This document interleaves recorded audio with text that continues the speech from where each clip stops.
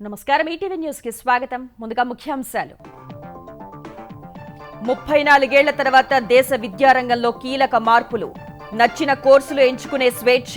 వృత్తి విద్యకు కేంద్ర ప్రభుత్వం పెద్దపీట. తెలంగాణ నూతన సచివాలయంలో సకల సౌకర్యాల కల్పన. ముఖ్యమంత్రి కేసీఆర్ ఆదేశం. మరికొన్ని ఆకృతుల్ని పరిశీలించిన సీఎం.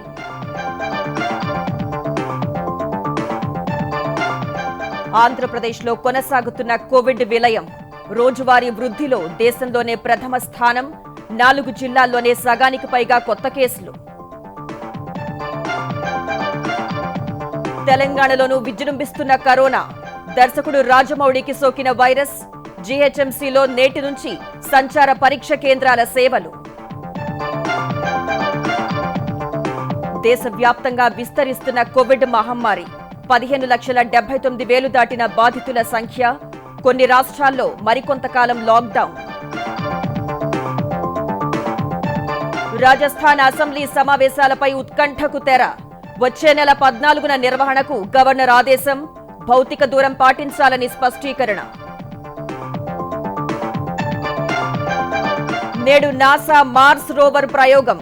వచ్చే ఫిబ్రవరిలో అంగారకుడిపై ల్యాండింగ్. జీవుల జాడను అన్వేషించనున్న పరిశోధకులు.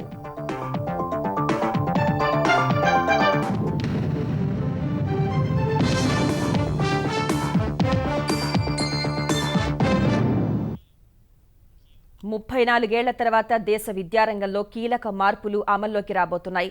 అంతర్జాతీయ స్థాయి విద్యా ప్రమాణాలను విద్యార్థులు అందుకునేలా నూతన జాతీయ విద్యా విధానానికి కేంద్ర మంత్రివర్గం ఆమోదం తెలిపింది.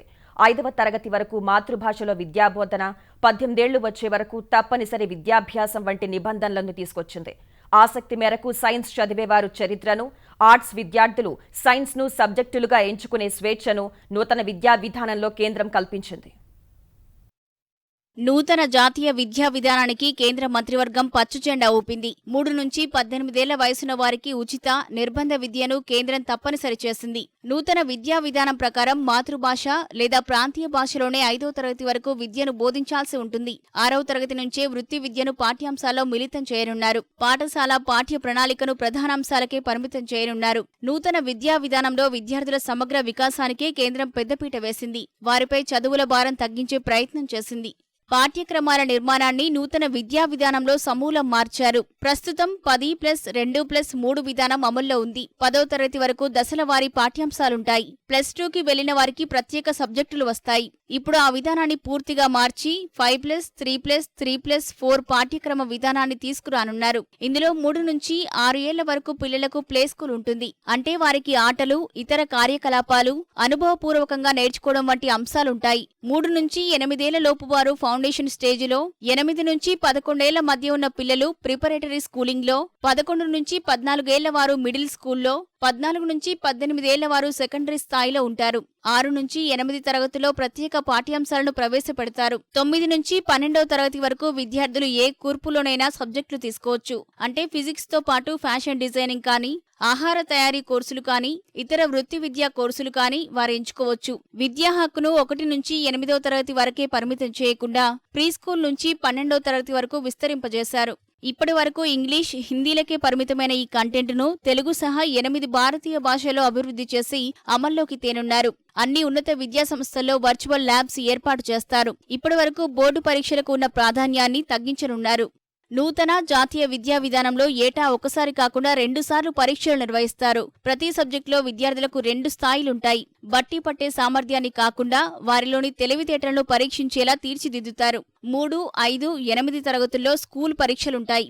అవి కూడా నిర్దేశిత బోర్డు ద్వారా నిర్వహిస్తారు. 10, 12 తరగతులకు యథావిధంగానే పరీక్షలుంటాయి. కానీ వాటి తీరు మారుతుంది. విద్యార్థుల జ్ఞాపక శక్తిని మాత్రమే కాకుండా వారి పరిజ్ఞానాన్ని, విశ్లేష సామర్థ్యాన్ని పరీక్షిస్తారు. ఇందుకోసం ఫరాక్ అనే సంస్థను ఏర్పాటు చేయనున్నారు. ఇప్పటిలాగా డిగ్రీలో ఓసారి చేరి ఇష్టం లేకున్నా 3 ఏళ్లు అదే కోర్సు చదవాల్సిన అవసరం లేదు. తమకిష్టం వచ్చిన కాంబినేషన్లో సబ్జెక్టులు తీసుకోవచ్చు. గణితం ఎంచుకున్న వారు చరిత్రపై ఆసక్తి ఉంటే ఆ కోర్సును కలిపి చదవవచ్చు. అలాగే ఇష్టం వచ్చినప్పుడు కోర్సు నుంచి వైదొలగవచ్చు. అప్పటి వరకు గుర్తింపు ఇస్తారు. మళ్లీ కుదిరినప్పుడు కొనసాగించవచ్చు. అంటే చదువు మధ్యలో మానేసినా తిరిగి కొనసాగే అవకాశం కల్పిస్తారు. 2 ఏళ్ల తర్వాత డిగ్రీ మానేసే వారికి డిప్లొమా అందిస్తారు. 4 ఏళ్ల కోర్సు చేస్తే నేరుగా పీహెచ్డీలోకి ప్రవేశం కల్పిస్తారు. ప్రాథమిక విద్యాభ్యాసం మాతృభాషలోనే జరగాలన్న కస్తూరి రంగన్ సిఫార్సుల్ని కేంద్రం ఆమోదించిన నేపథ్యంలో ఏపీ సర్కార్ వైఖరి ఎలా ఉండబోతోంది అనే విషయంపై అందరి దృష్టి మళ్లింది. ప్రభుత్వ పాఠశాలలో 1వ తరగతి నుంచి ఆంగ్ల మాధ్యమంలోనే విద్యాబోధన ప్రవేశపెట్టాలి అన్న ఆంధ్రప్రదేశ్ ప్రభుత్వ నిర్ణయాన్ని భాషాభిమానులు, నిపుణులు వ్యతిరేకించారు. ఏపీ ప్రభుత్వ ఉత్తర్వుల్ని హైకోర్టు కూడా కొట్టేసింది. అయితే హైకోర్టు తీర్పును సవాల్ చేస్తూ వైకాపా సర్కార్ సుప్రీం గడప తొక్కింది. ఇప్పుడు కేంద్రం తాజా నిర్ణయంతోనైనా తన ఆలోచన మార్చుకుంటుందా అనే సందేహాలు తలెత్తుతున్నాయి. ప్రాథమిక విద్యాభ్యాసం మాతృభాషలోనే జరగాలి అన్న కేంద్రం నిర్ణయంతో భాషాభిమానులు, నిపుణులు మాత్రం సంతోషం వ్యక్తం చేస్తున్నారు. మరోవైపు నూతన జాతీయ విద్యా విధానం 2020ని స్వాగతిస్తున్నట్లు తెలుగుదేశం అధినేత చంద్రబాబు ప్రకటించారు. ఈ సంస్కరణ విద్యారంగాన్ని మరింత అభివృద్ధి చేస్తుందని ఆకాంక్షించారు. 5వ తరగతి వరకు మాతృభాష లేక ప్రాంతీయ భాషల్లో బోధన ఉండాలని కేంద్ర విధానం నొక్కి చెప్తోందన్నారు. ఇది ఖచ్చితంగా స్వాగతించే చర్య అని చంద్రబాబు వ్యాఖ్యానించారు. నూతనంగా నిర్మించే తెలంగాణ సచివాలయం సకల సౌకర్యాలతో ఉండాలని ముఖ్యమంత్రి కేసీఆర్ అధికారుల్ని ఆదేశించారు. అన్ని శాఖల అధికారులు సులువుగా విధులు నిర్వహించడానికి వీలుగా వసతులు కల్పించాలని సూచించారు. మంత్రులు, ప్రభుత్వ ప్రధాన కార్యదర్శి, కార్యదర్శులు సహా సలహాదారుల కార్యాలయాలను అత్యున్నతంగా తీర్చిదిద్దాలని ప్రగతి భవన్లో నిర్వహించిన సమీక్షలో సీఎం స్పష్టం చేశారు. అధికారులు, ఉద్యోగులు భోజనం చేసేందుకు అనుకూలంగా ప్రతి అంతస్తులోనూ భోజనశాల, సమావేశ మందిరం, సందర్శకుల కోసం నిరీక్షణ మందిరం, అన్ని వాహనదారులకు పార్కింగ్ సౌకర్యం ఉండాలని సూచించారు. కొత్త సచివాలయ డిజైన్లను ముఖ్యమంత్రి కేసీఆర్ పరిశీలించారు. గతంలో ఆర్కిటెక్టులు భవన సముదాయం నమూనాను సమర్పించారు. తాజాగా భవన సముదాయ ప్రాంగణంలో పచ్చిక బయళ్లతో కూడిన ఆకృతిని చూపించగా సీఎం కొన్ని మార్పులు సూచించారు. లెదర్ పరిశ్రమల్ని పెద్ద ఎత్తున అభివృద్ధి చేయాలని తెలంగాణ సర్కార్ నిర్ణయించింది. ప్రపంచ స్థాయి ప్రమాణాలతో లెదర్ పార్కుల్ని నిర్మించేందుకు చెన్నైలోని కేంద్ర లెదర్ పరిశోధనా సంస్థ CLRIతో ఒప్పందం కుదుర్చుకుంది. 6 జిల్లాల్లో చిన్న తరహా పార్కుల ఏర్పాటు కోసం 164 ఎకరాల భూమిని కేటాయించింది. వీటి ద్వారా దాదాపు 3,000 మందికి ఉపాధి కల్పించేందుకు తెలంగాణ ప్రభుత్వం సంకల్పించింది. ప్రతిపాదిత ప్రాంతాల్లో కేంద్ర లెదర్ పరిశోధన సంస్థ సమగ్ర అధ్యయనం చేస్తుంది. పరిశ్రమల ఏర్పాటు వల్ల ప్రయోజనాలు, లేఅవుట్, మానవ వనరుల లభ్యత, యంత్రాలు, ముడి సరుకు, సమగ్ర ప్రాజెక్ట్ నివేదికను రూపొందిస్తుంది. పార్క్ ఎంపిక చేసిన ప్రాంతాల్లో ఈ సంస్థ యువతకు అవగాహన కల్పించడం సహా నైపుణ్య శిక్షణ నిర్వహిస్తుంది. మహబూబ్ నగర్లోని పోలేపల్లి, నల్గొండ జిల్లా దండెంపల్లి, మంచిర్యాల జిల్లా మందమర్రి, నాగర్ కర్నూలు జిల్లా జిన్కుంట, కరీంనగర్ జిల్లా రుక్మాపూర్, ఖమ్మం జిల్లా మల్లెమడుగులో పార్కుల్ని ఏర్పాటు చేయడానికి తెలంగాణ ప్రభుత్వం భూమిని కేటాయించింది.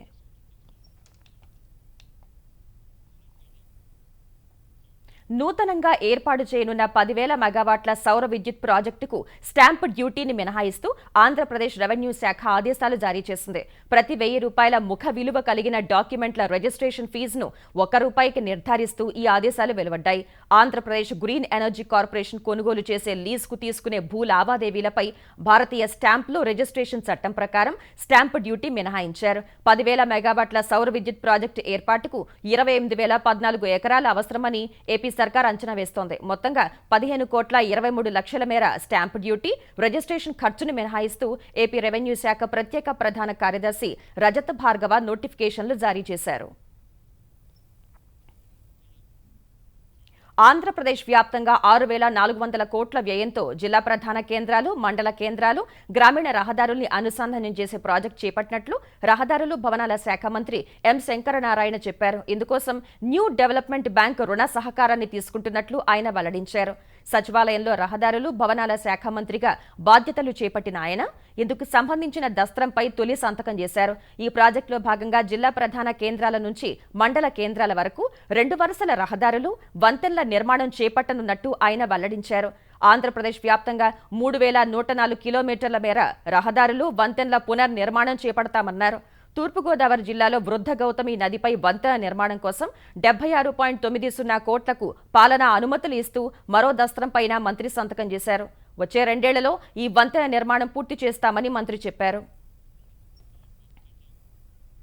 కరోనాతో దెబ్బతిన్న ఆర్థిక వ్యవస్థను తిరిగి పట్టాలెక్కించేందుకు ఉత్పాదక రంగానికి మరిన్ని రుణాలు ఇవ్వాలని ప్రభుత్వ, ప్రైవేటు బ్యాంకులకు ప్రధాని సూచించారు. దాదాపు 3 గంటలు బ్యాంకింగేతర ఫైనాన్స్ సంస్థల అధిపతులతో దృశ్య మాధ్యమ సమీక్ష నిర్వహించిన ప్రధాని నరేంద్ర మోదీ ఆర్థిక వ్యవస్థకు తోడ్పడడంలో బ్యాంకింగ్ వ్యవస్థ కీలక పాత్ర పోషిస్తోందన్నారు. లాక్డౌన్ సమయంలో బ్యాంకు క్రెడిట్ వృద్ధి రేటు 7% పడిపోవడం పట్ల మోదీ ఆందోళన వ్యక్తం చేశారు. గతేడాది క్రెడిట్ వృద్ధి రేటు 11.5%గా ఉందని గుర్తు చేశారు. ముండి బకాయిల భయాలతో బ్యాంకులు రుణ వితరణను తగ్గించకుండా స్థిరమైన రుణ వృద్ధిని కొనసాగించాలని కోరారు. చిన్న పారిశ్రామికవేత్తలు, స్వయం సహాయక బృందాలు రైతుల కోసం సంస్థాగత రుణాలను అందుబాటులో ఉంచాలని బ్యాంకర్లను కోరారు. బ్యాంకులన్నీ ఆర్థిక సాంకేతిక పరిజ్ఞానం ఫిన్టెక్ను అందిపుచ్చుకోవాలన్నారు. ఆధునిక విజ్ఞానంతో మరో మెట్టు ఎక్కేందుకు అమెరికా అంతరిక్ష పరిశోధన సంస్థ నాసా సిద్ధమైంది. మానవ మేధస్సుతో ఇప్పటి వరకు భూమిపైనే జీవజాలాన్ని పరిశీలించిన శాస్త్రవేత్తలు త్వరలో అంగారక గ్రహంపై జీవం జాడను శోధించనున్నారు. ఇందుకోసం నాసాకు చెందిన పర్సీవరెన్స్ మార్స్ రోవర్ నేడు నింగిలోకి దూసుకు వెళ్లనుంది. ప్రాచీన జీవజాతి మనుగడపై అన్వేషణే లక్ష్యంగా సాగుతున్న ఈ ప్రయోగం మరిన్ని లక్ష్యాలను కూడా ఛేదించనుంది. అంగారక గ్రహంపై జీవజాలం జాడను కనిపెట్టేందుకు అమెరికా అంతరిక్ష పరిశోధనా సంస్థ నాసాకు చెందిన పర్సీవరెన్స్ రోవర్ మరికొన్ని గంటల్లో నింగిలోకి దూసుకెళ్లనుంది. జీవజాతి ఆనవాళ్లు సహా అంగారక గ్రహానికి సంబంధించిన భౌగోళిక, రసాయనిక స్వరూపాన్ని అధ్యయనం చేసేందుకు పర్సీవరెన్స్ ను ప్రయోగిస్తున్నారు. భవిష్యత్తులో అంగారకునిపైకి మానవ సహిత యాత్రకు కూడా ఈ ప్రయోగం బాటలు వేయనుంది. 7 నెలల పాటు అంతరిక్షంలో ప్రయాణం చేసి 2021 ఫిబ్రవరి 18న అంగారకుడిపైకి రోవర్ చేరనుంది. అక్కడికి చేరుకున్న తర్వాత ఒక మార్సియర్ అంటే 687 రోజుల పాటు పరిశోధన చేయనుంది. అంగారక గ్రహంపై ఒకప్పుడు జీవం ఉండేందుకు ఎక్కువ అవకాశం ఉన్న జెజెరో అనే ప్రాంతాన్ని రోవర్ దిగేందుకు ఎంపిక చేశారు. ఆ ప్రాంతంలో కొన్ని వందల కోట్ల సంవత్సరాల క్రితం కొల్లేరు సరస్సుకి 8 రెట్ల వైశాల్యమున్న సరస్సు ఉండేదని గత పరిశోధనల ఆధారంగా శాస్త్రవేత్తలు అంచనాకు వస్తున్నారు. అక్కడ జీవ అవశేషాలు దొరకవచ్చని భావిస్తున్నారు. ఆ ప్రాంతంలో పర్సీవరెన్స్ రోవర్ నమూనాలు సేకరించి భద్రంగా ఉంచుతుంది. వాటిని భూమికి తీసుకొచ్చి పరిశోధన చేయాలని యోచిస్తున్నారు. పర్సీవరెన్స్ రోవర్ తో పాటు ఇంజునిటీ అనే డ్రోన్ మాదిరి కనిపించే చిన్న హెలికాప్టర్ ని కూడా పంపుతున్నారు. భూ వాతావరణం కన్నా 1% మందంగా ఉండే అంగారక గ్రహం వాతావరణంలో ఈ రోబో హెలికాప్టర్ ఎగరనుంది. సాంకేతిక పరంగా సాధ్యాసాధ్యాలను పరిశీలించేందుకు ఈ హెలికాప్టర్ ను ఉపయోగించనున్నారు. పర్సీవరెన్స్ రోవర్ లో 7 సాంకేతిక పరికరాలు, 2 మైకులు, 23 కెమెరాలు ఉంటాయి. అంగారక గ్రహంపై అత్యంత ప్రతికూలంగా ఉండే వాతావరణ పరిస్థితులను, ఆటుపోట్లను అధిగమించేలా పర్సీవరెన్స్ రోవర్ ను రూపొందించారు. ఆంధ్రప్రదేశ్లో కరోనా కేసులు రోజు కొత్త రికార్డులు సృష్టిస్తున్నాయి. ఒక్కరోజే 10,093 కేసులు నమోదు కావడంతో బాధితుల సంఖ్య 120,390కి చేరింది. కేసుల రోజువారీ వృద్ధిలో దేశంలోని ఆంధ్రప్రదేశ్ అగ్రస్థానానికి చేరింది. పరీక్షలు నిర్వహించిన ప్రతి 100 మందిలో 14 మందికి పైగా పాజిటివ్ రావడం కలవరపరుస్తోంది. కొత్త కేసుల్లో సగానికి పైగా తూర్పుగోదావరి, అనంతపురం, గుంటూరు, కర్నూలు జిల్లాల్లోనే నమోదవుతున్నాయి. ఆంధ్రప్రదేశ్లో కరోనా కేసుల సంఖ్య శరవేగంగా పెరుగుతూనే ఉంది. మరీ ముఖ్యంగా తూర్పు గోదావరి, అనంతపురం, గుంటూరు, కర్నూలు జిల్లాలో కరోనా వ్యాప్తి అధికంగా ఉంది. నిన్న తూర్పు గోదావరి జిల్లాలో రికార్డు స్థాయిలో 1676 మందికి సోకినట్లు ప్రభుత్వం ధృవీకరించింది. కాకినాడలో వరుసగా 4వ రోజు 300కు పైగా కేసులు బయటపడగా మండపేట పరిధిలో 148 మందికి కరోనా సంక్రమించింది. తూర్పు గోదావరి జిల్లాలో కేసుల సంఖ్య 17,739కి పెరిగింది. ఏపీలో అన్ని జిల్లాలతో పోలిస్తే ఇదే అధికం. తూర్పు గోదావరి జిల్లాలో మరో 3 కోవిడ్ ఆసుపత్రులు ఏర్పాటు చేస్తామని మంత్రి ఆళ్ల నాని తెలిపారు. అనంతపురం జిల్లాలో ఒక్క రోజులో 1371 పాజిటివ్ కేసులు బయటపడ్డాయి. బాధితుల సంఖ్య 12,358కి పెరిగింది. గుంటూరు జిల్లాలో నిన్న ఒక్క రోజే 1124 కేసులు నమోదయ్యాయి. మొత్తం కేసుల సంఖ్య 13,671కి పెరిగింది. గుంటూరు కార్పొరేషన్లో 395 కేసులను గుర్తించారు. కర్నూలు జిల్లాలో ఒక్కరోజే 1091 మందిలో వైరస్ బయటపడగా బాధితుల సంఖ్య 14,471కి పెరిగింది. విశాఖ జిల్లాలో 841 కొత్త కేసులు నమోదు కాగా రోగుల సంఖ్య 8,559కి చేరింది. సీలేరు జల విద్యుత్ కేంద్రం సిబ్బంది కోవిడ్ బారిన పడ్డారు. చిత్తూరు జిల్లాలో బుధవారం నమోదైన 819 కేసులతో వ్యాధిగ్రస్తుల సంఖ్య 9,080కి పెరిగింది. తిరుపతిలో విధించిన 14 రోజుల లాక్డౌన్ కొనసాగుతోంది. పశ్చిమ గోదావరి జిల్లాలో కరోనా కేసుల సంఖ్య 10,000 మార్కు దాటింది. కడప జిల్లాలో కొత్తగా నమోదైన 334 కేసులతో బాధితుల సంఖ్య 6477కు పెరిగింది. నెల్లూరు జిల్లాలో మరో 608 మందికి వైరస్ సోకినట్లు అధికారులు ధృవీకరించారు. శ్రీకాకుళం జిల్లాలో 496 కొత్త కేసులతో బాధితుల సంఖ్య 5582కు పెరిగింది. ప్రకాశం జిల్లాలో 242 కొత్త కేసులు నమోదయ్యాయి. ఎర్రగొండపాలెంలో కరోనా ఉధృతి దృష్ట్యా ఆగస్టు 2 నుంచి 6 వరకు సంపూర్ణ లాక్డౌన్ విధిస్తున్నట్లు అధికారులు వెల్లడించారు. కృష్ణా జిల్లాలో కొత్తగా 259 కేసులు నమోదు కాగా 4 ప్రాణాలు కోల్పోయారు. అవనిగడ్డ పరిధిలో వైరస్ బాధితులను, కుటుంబ సభ్యులను ఎమ్మెల్యే సింహాద్రి రమేష్ బాబు పరామర్శించారు. తెలంగాణలో కరోనా కల్లోలం సృష్టిస్తోంది. కొత్తగా 1764 మందికి కేసులు నమోదు కాగా బాధితుల సంఖ్య 58,906కు చేరింది. ఈ నేపథ్యంలో కరోనా నిర్ధారణ పరీక్షల సేవల్ని తెలంగాణ సర్కార్ మరింత విస్తరించింది. ప్రజల చెంతకే కోవిడ్ నిర్ధారణ పరీక్షల కేంద్రాలను తరలిస్తోంది. ఈ మేరకు 20 సంచార వాహనాలు నేటి నుంచే సేవలందించనున్నాయి. తెలంగాణ వ్యాప్తంగా కోవిడ్ పంజా విసురుతోంది. ఉమ్మడి మహబూబ్ నగర్ జిల్లాలో కొత్తగా 136 మందికి కరోనా సోకింది. జడ్చర్లలోని జిల్లా పోలీస్ ట్రైనింగ్ కేంద్రంలో 9 మంది శిక్షణ పోలీస్ సిబ్బందికి వైరస్ సోకింది. నారాయణపేటలో ఆర్ఎంపీ వైద్యులు కరోనాతో మృతి చెందారు. ఆదిలాబాద్ జిల్లా కలెక్టరేట్లో తాజాగా 8 మందికి కరోనా నిర్ధారణ అయింది. సీనియర్ అసిస్టెంట్లు, అటెండర్లకు కోవిడ్ సోకింది. కలెక్టరేట్ సహా కలెక్టర్ క్యాంపు కార్యాలయంలో కరోనా కేసుల సంఖ్య 20కి చేరుకుంది. హైదరాబాద్ బస్సు భవన్లో 10 మందికి పైగా కరోనా బారిన పడ్డారు. కరోనా నిర్ధారణ పరీక్షల సేవలను తెలంగాణ ప్రభుత్వం మరింత విస్తరించింది. 20 బస్సులు రూపొందించి వాటి ద్వారా నిర్ధారణ పరీక్షలతో పాటు వెంటిలేషన్, ఆక్సిజన్ లాంటి సేవలు అందించేందుకు సిద్ధమైంది. నమూనాలను సేకరించేందుకు వీలుగా ఒక్కో బస్సులో 10 కేంద్రాలను ఏర్పాటు చేశారు.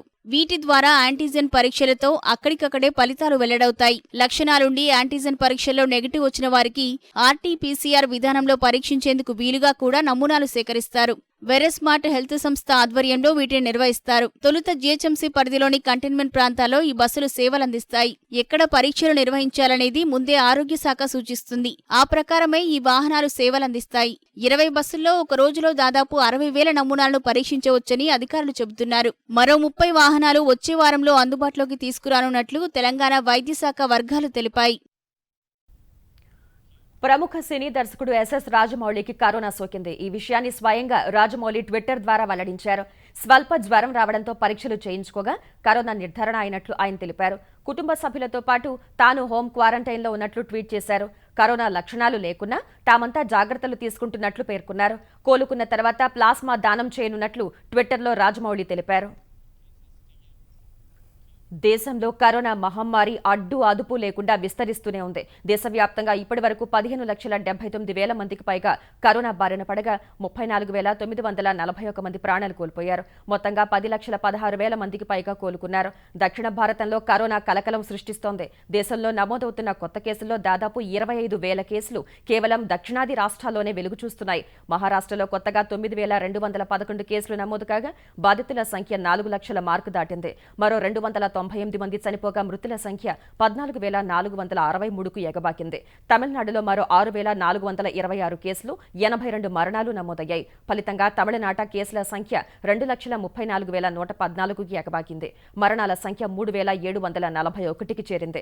ఢిల్లీలో ఇవాళ 1,035 పాజిటివ్లు నిర్ధారణ కాగా మొత్తం కేసుల సంఖ్య 1,33,310కి చేరాయి. ఇప్పటి వరకు ఢిల్లీలో 3,907 మంది చనిపోయారు. కర్ణాటకలో వ్యాధిగ్రస్తుల సంఖ్య 1,12,000కు చేరగా మృతుల సంఖ్య 2,147కు చేరింది.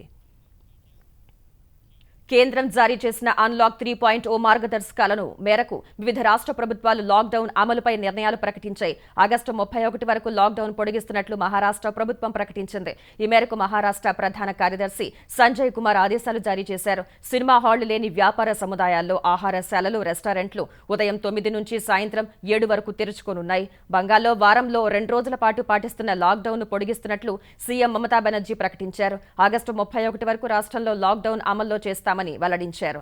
ఆగస్టు 1న బక్రీద్ పర్వదినం కాబట్టి ఆ రోజు లాక్డౌన్ ఉండదని మమతా తెలిపారు. మధ్యప్రదేశ్లో మరో 10 రోజులు లాక్డౌన్ కొనసాగుతుందని ముఖ్యమంత్రి శివరాజ్ సింగ్ చౌహాన్ తెలిపారు. కేసులు అధికంగా నమోదవుతున్న ఇండోర్లో కర్ఫ్యూ కొనసాగుతుందని పేర్కొన్నారు. మేఘాలయ రాజధాని షిల్లాంగ్లో కరోనా గొలుసును తెంపేందుకు సోమవారం నుంచి 3 రోజులు విధించిన లాక్డౌన్ను బుధవారం అర్ధరాత్రి ఎత్తివేశారు. త్రిపురలో ఆగస్టు 4 వరకు లాక్డౌన్ కొనసాగుతుందని ఆ రాష్ట్ర ప్రభుత్వం ప్రకటించింది. ప్రపంచవ్యాప్తంగా కరోనా మహమ్మారి ప్రభావం అంతకంతకు పెరిగిపోతోంది. వైరస్ బారిన పడిన వారి సంఖ్య 1,71,00,000కు చేరగా 6,69,000 మంది చనిపోయారు. కోవిడ్ నుంచి కోలుకున్న వారి సంఖ్య 1,06,00,000 దాటింది. అమెరికాలో మరో 66,000 మంది కరోనా సోకగా కేసుల సంఖ్య 45,68,000కు చేరింది. మొత్తం 1,53,000 మంది మృత్యువాత పడ్డారు. బ్రెజిల్లో 24 గంటల వ్యవధిలో 70,000కు పైగా కేసులు నమోదయ్యాయి. ఫలితంగా కేసుల సంఖ్య 25,53,000కు పెరిగింది. కొత్తగా 1,500 మంది మృతి చెందగా బ్రెజిల్లో మరణాల సంఖ్య 90,000 దాటింది. రష్యాలో బాధితుల సంఖ్య 8,28,000కు చేరింది. 13,000 మందికి పైగా మరణించారు. దక్షిణాఫ్రికాలో 4,71,000 మందికి పైగా కోవిడ్ నిర్ధారణ అయింది. మెక్సికోలో కేసుల సంఖ్య 4 లక్షలు దాటింది. రామ్ మందిర నిర్మాణానికి భూమి పూజ సమయం సమీపిస్తుండటంతో అయోధ్య నగరం సర్వాంగ సుందరంగా ముస్తాబవుతోంది. ప్రధాని నరేంద్ర మోదీ చేతుల మీదుగా ఆగస్టు 5న నిర్వహించే భూమి పూజకు శ్రీరామ జన్మభూమి తీర్థ ట్రస్ట్ అన్ని ఏర్పాట్లు పూర్తి చేస్తోంది. ఆగస్టు 5వ తేదీన సరిగ్గా మధ్యాహ్నం 12:15 మొదలుపెట్టి 32 సెకండ్లలో శంకుస్థాపన జరిగేలా భూమి పూజకు ముహూర్తం నిర్ణయించారు. ఇందుకు నక్షత్రాల్లాంటి 5 వెండి ఇటుకల్ని వాడతారు. భూమి పూజ జరిగే స్థలానికి ప్రధాని వచ్చేలోగా కొన్ని ఆధ్యాత్మిక కార్యక్రమాలను పూర్తి చేస్తారు. కార్యక్రమానికి హాజరయ్యే ప్రముఖుల్లో 50 మంది చొప్పున ఓ బ్లాక్గా కూర్చుంటారు. కోవిడ్ నేపథ్యంలో భూమి పూజ చూసేందుకు ప్రజలు నేరుగా రావడానికి వీలు పడని నేపథ్యంలో ఈ కార్యక్రమాన్ని దూరదర్శన్లో ప్రత్యక్ష ప్రసారం చేయనున్నారు. అయోధ్య, ఫైజాబాద్లో ఎల్ఈడీ తెరల్ని పెట్టి ప్రత్యక్ష ప్రసారం చేస్తారు. ప్రధానికి స్వాగతం పలికేందుకు హనుమాన్ గడి మందిర్ ఎదుట ఏర్పాటు చేస్తున్న స్వాగత ద్వారం ప్రత్యేక ఆకర్షణ కానుంది. భూమి పూజను మరో దీపావళి పండుగలా చేయాలని ఉత్తరప్రదేశ్ సీఎం యోగి ఆదిత్యనాథ్ సాధువులను ఉద్దేశించి అన్నారు. ఈ నేపథ్యంలో భారీ ఎత్తున దీపోత్సవాన్ని నిర్వహించనున్నారు. భూమి పూజ సందర్భంగా అయోధ్య నగరం అంతటా 3 రోజుల పండుగ జరుగుతుందని నిర్వాహకులు తెలిపారు. రాజస్థాన్ అసెంబ్లీ సమావేశాలపై ప్రతిష్టంభనకు తెరపడింది. వచ్చే నెల 14న అసెంబ్లీ సమావేశం నిర్వహించేందుకు రాజ్భవన్ నుంచి ఆదేశాలు జారీ అయ్యాయి. సచిన్ పైలట్ తిరుగుబాటుతో కొన్ని రోజులుగా రాజస్థాన్ రాజకీయాలు రసకందాయంగా నడుస్తున్నాయి. తన మద్దతుదారులతో వేరుకుంపటి పెట్టుకున్న పైలట్ ఏం చేయాలో తేల్చుకోలేని సంకట స్థితిలో ఉన్నారు. తన ప్రభుత్వానికి ఇప్పటికిప్పుడు ఎలాంటి ఆపద లేదని చెప్తున్న ముఖ్యమంత్రి అశోక్ గెహ్లోట్ అసెంబ్లీని సమావేశపరచాలంటూ ఇప్పటికే 3 సార్లు గవర్నర్ కల్రాజ్ మిశ్రాకు ప్రతిపాదనలు పంపారు. ప్రభుత్వ ప్రతిపాదనను తిరస్కరిస్తూ వస్తున్న గవర్నర్ విశ్వాస పరీక్షను కోరడం ఎజెండా అయితే చిన్న నోటీసుతో అసెంబ్లీని సమావేశపరచాలని సూచించారు. అలా కుదరని పక్షంలో 21 రోజుల నోటీస్ అవసరమని స్పష్టం చేశారు. 3 సార్లు మంత్రివర్గ ప్రతిపాదన తిరస్కరించిన గవర్నర్ చివరకు ఆగస్టు 14న సమావేశపరచాలి అన్న 4వ వినతిని అంగీకరించారు. భౌతిక దూరం పాటిస్తూ సమావేశం నిర్వహించాలని సూచించారు.